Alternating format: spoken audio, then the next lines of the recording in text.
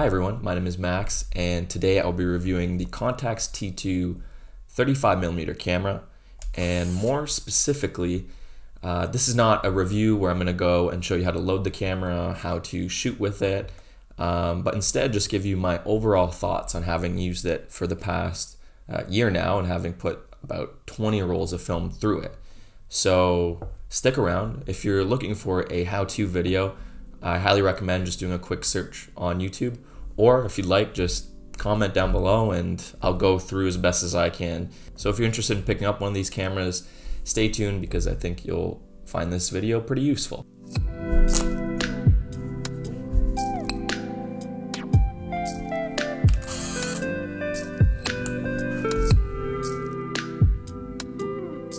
So, the Contax T2 is a high-end luxury 35mm point and shoot camera.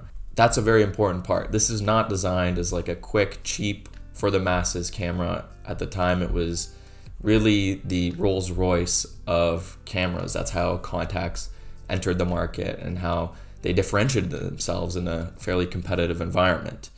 So the quality of build, the lens, the Carl Zeiss lens in this, the autofocus for its time is very much the best that you could get. And with very few 35mm cameras produced nowadays, a lot of people are looking to this as the go-to camera from that era and currently. In recent years, there's been a lot of celebrities that have used this camera. If you look at some A-list celebrities like Kendall Jenner, Frank Ocean, and many others, there's been a huge increase in demand in recent years for people looking to pick up this camera because their favorite influencer or celebrity owns this camera. Fortunately or unfortunately for most people, this has driven up the price to around $1,100 US for the, I guess, the champagne colorway, which is the baseline. It comes in a few other different colorways as well, some flashy ones like gold and all black. Typically, these are more expensive because they are harder to find.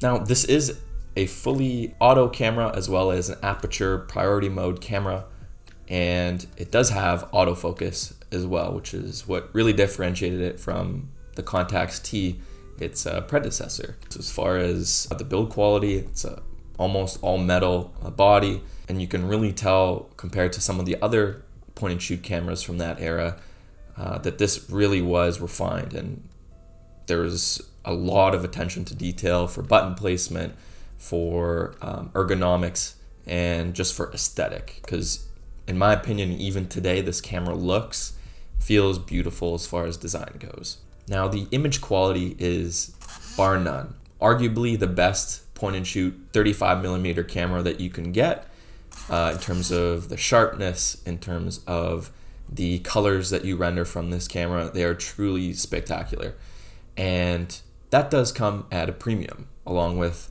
the increased celebrity usage of this camera. You could find these for about $1,100 US. Now, $1,100 is a huge sum of money. There's no skirting around that.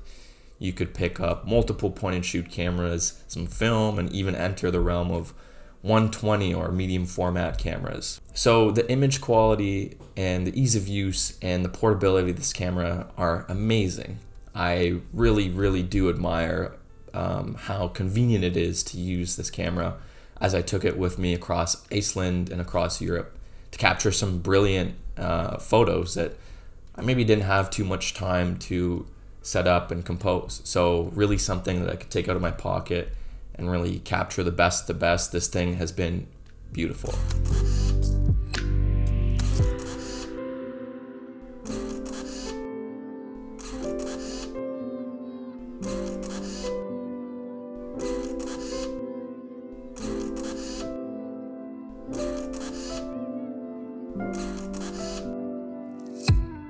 My biggest pain points, however, are definitely the price and also the fact that it's somewhat unreliable for me at cold temperatures.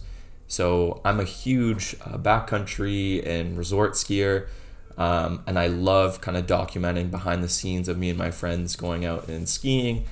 And to me, something that can't handle cold weather is kind of a downer, because on multiple occasions, even on kind of fall hikes in Iceland, I've had an issue where the film advance kind of freezes up and doesn't fully advance to the next slide. So I get a lot of unwanted double exposures, which are kind of a bummer. And it always goes back to that price point. If this camera was a few $100, you would probably live with that, maybe pick up a second one. But in the back of my mind, I'm seeing $1,100 US invested in a camera, and slowly you kind of see the performance fade over time, or if some other electronic component fails, you're essentially writing off that entire investment. And to me, it's next to impossible to get these repaired, and that's a huge deterrent for me. Some common alternatives for this camera would be the Olympus Mewtwo or Stylus Epic series, as well as the Yashica T4 series, which are also quite expensive and come at a premium, but less so than the Contax T2. And maybe, in my opinion, the best value would be an Olympus XA or XA2 even. I've shot multiple of these in the past, and I found that they have come extremely close in terms of the quality of the images, and especially the ergonomics. The Contax T2 is small, but the Olympus XA is arguably even smaller without the flash unit. So if you're willing to sacrifice some autofocus, but also save $1,000, highly recommend the Olympus XA or the XA2.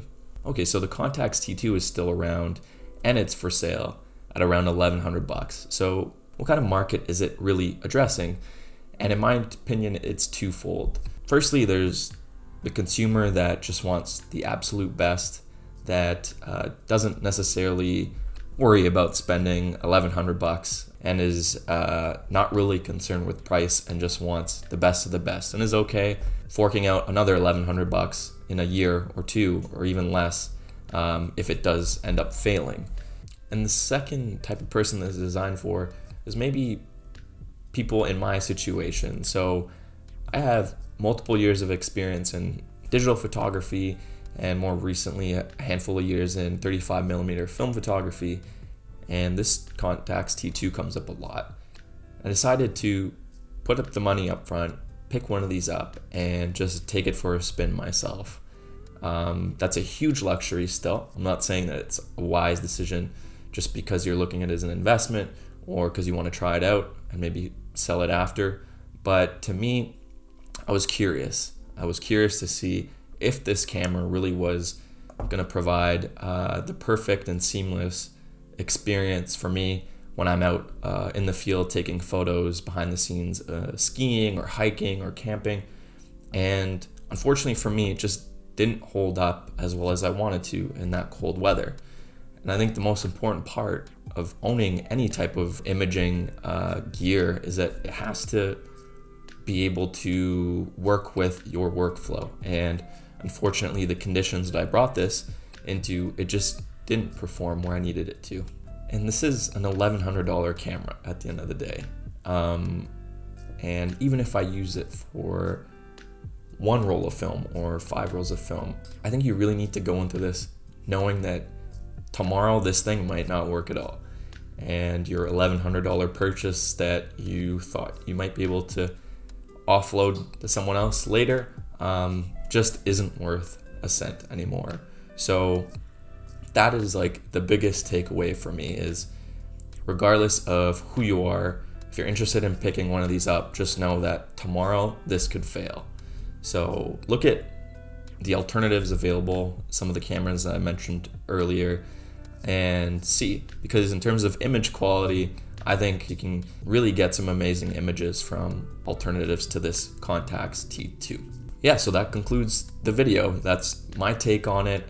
Full disclosure, I will be selling mine in favor of picking up a medium format camera, possibly an RB67, and that's purely based on the images that I'm looking to capture, the quality that I'm looking to create for prints, and also the risk of owning this camera for another year. So for me, it's a no-brainer to be able to sell this now at the value that I paid for, still have all these amazing memories and photos from my trip to Iceland and Europe, and now move on to something different and arguably even cheaper for better quality photos. So thanks for tuning in. If you want to support my work, you can hit the like button, leave a comment, and just reach out to me on Instagram at Max Vidricaire, and send me any questions you have. If you have any ideas, if you want me to do different types of reviews, I'm all ears and would love to see where this channel goes. So thanks for tuning in. Have a great day, and we'll see you on the next one.